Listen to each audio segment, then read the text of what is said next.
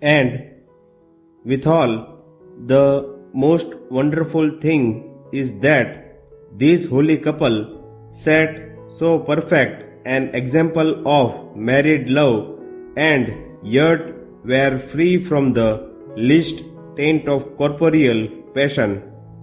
In fact, it is the great lesson of their lives that in the highest specimens of humanity, love is not dependent on sex or any consideration of physical intimacy.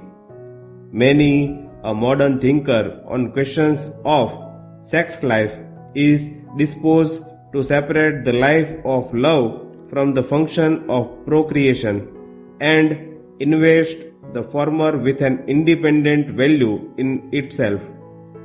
In spite of the association one finds between them in nature, even a Christian writer like Nicholas Berdiev argues that to make love dependent on or subordinate to procreation is to transfer the principle of cattle breeding to human relation. He may or may not be right in this view.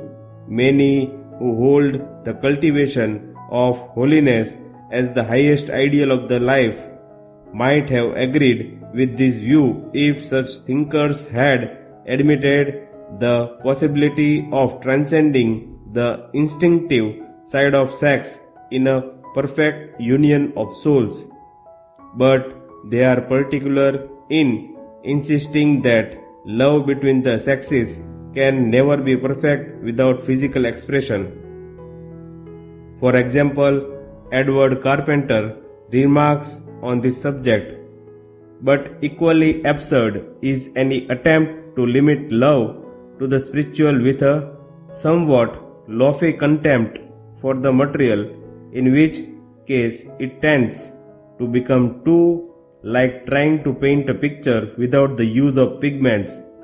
All the phases are necessary, or at least desirable, even if a quite complete and all-round relation is seldom realized.